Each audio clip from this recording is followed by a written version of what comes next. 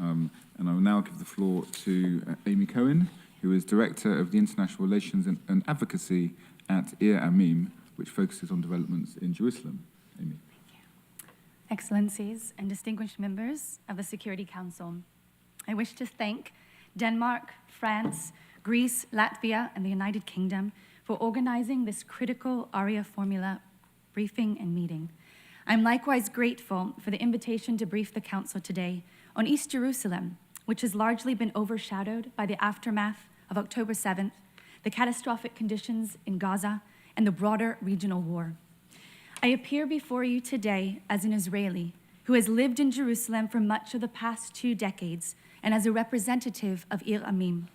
Amim is a Jerusalem-based NGO made up of Israelis and Palestinians working to advance a just political resolution to the conflict while confronting human rights violations that stem from 59 years, or nearly 59 years, of illegal occupation and annexation of East Jerusalem. In the wake of the deadly October 7th attack and the devastating war in Gaza, the Israeli government has unfortunately exploited this period to create irreparable facts on the ground that undermine prospects for a political agreement and entrench a single regime of Jewish supremacy and unequal rights between the Jordan and the Mediterranean.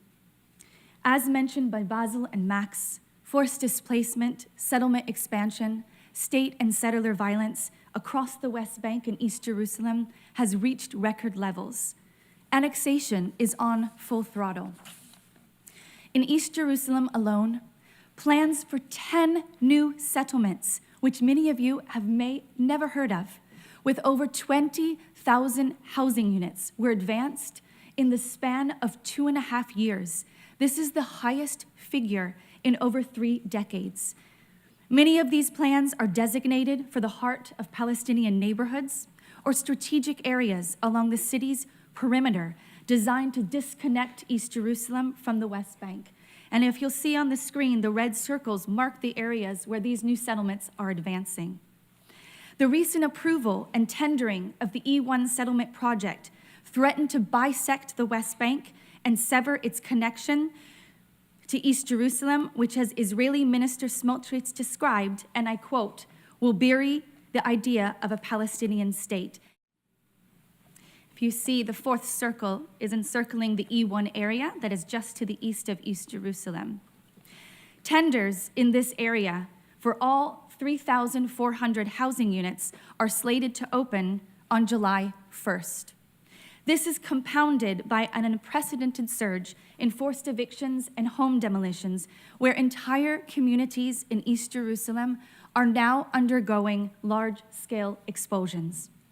Nowhere in East Jerusalem is this so severe in the area called Silwan, a Palestinian neighborhood located in the heart of historic East Jerusalem, the Old City Basin, as can be seen in the displayed image. This is one of the most religiously and politically sensitive areas of the region. Excellencies, I address you today with an acute sense of urgency and the need for immediate intervention. What was once a looming threat is now being systematically carried out as we speak. In the Batin al-Hawa neighborhood of Silwan, Palestinian families are being forcibly evicted and their homes transferred to Jewish settlers. In the displayed image, the blue marks the homes already seized by settlers, families that were already evicted, the red marks those facing imminent evictions, and the yellow marks ongoing court proceedings. In the Al-Bustan neighborhood of Silwan, that is just adjacent to Batin al-Hawa, Palestinian homes are being demolished to make way for an Israeli biblical theme park on the ruins of the neighborhood. If not halted, some 2,200 Palestinians stand to be displaced in the immediate vicinity of Al-Aqsa Temple Mount, amounting to one of the largest waves of expulsions in East Jerusalem since 1967. The displayed image is an aerial view of Silwan with 2 communities undergoing mass displacement marked in yellow and red. And as you can see, it is adjacent to Al-Aqsa Temple Mount and the Old City in one of the most politically and religiously sensitive areas of Jerusalem and the region. An estimated 450 Palestinians from these two communities have already been displaced in the past 2 years alone, half just since the start of 2026, with hundreds more under imminent threat of the same outcome. Among them, as we speak, 7 families are slated for forced eviction in less than 2 weeks to be supplanted with Jewish settlers. Behind these numbers are people that have courageously demanded the right to remain in their homes through nonviolent means, utilizing the legal system that has been imposed upon them to try and demand their rights. And yet, in return, they are met with violence and injustice. In the words of one community leader in Sidwan, and I quote, "I teach the young not to hate, but when a child's house is destroyed, what can I say to him? How can I persuade them that we must live with the other side in peace? I'll continue speaking about coexistence and nonviolently demanding our rights, but it will be more difficult from now on." These processes of displacement and dispossession are carried out in East Jerusalem, not by violent settlers, like we heard from Basel, but directly by the state and Israeli authorities, underpinned by a discriminatory domestic legal system that deprives Palestinians of basic rights and any genuine path to justice. Excellencies, as confirmed by the 2024 ICJ advisory opinion on the Israeli occupation, such actions are a grave violation of international law and tantamount to forcible transfer. These measures not only convene relevant UN security resolutions like 478, 2334, and most recently 2803, but also undermine the New York Declaration for a two-state solution that was recently endorsed by the UN General Assembly. For these instruments to carry meaning, they must be upheld and implemented, as we heard both by Max and by Basel. It requires more than statements of concern or condemnation. It must be translated into tangible action.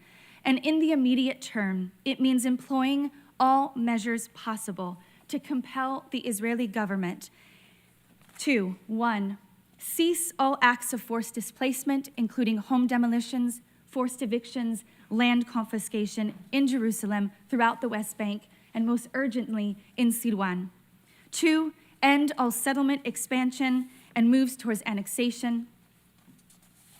3, afford Palestinians with rights to housing and shelter through equitable urban planning and housing policies, which are being denied to them. And 4, to uphold freedom of movement, speech, and cultural rights.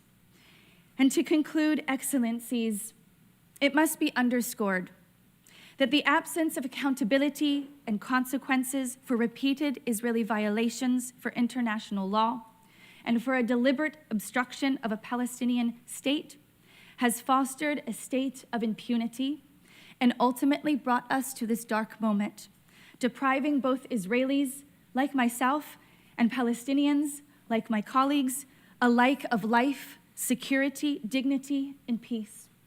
And in order to chart a different path, a meaningful political process with Jerusalem at its center must be advanced. Iramim's new political vision offers a different future, one of an open city as the shared capital of two states, grounded in the principles of self-determination, equality, justice, interdependence, and inclusive security. This is the political horizon that we need, not as a distant aspiration, but as an urgent imperative. Thank you. I thank Amy Cohen for her powerful briefing.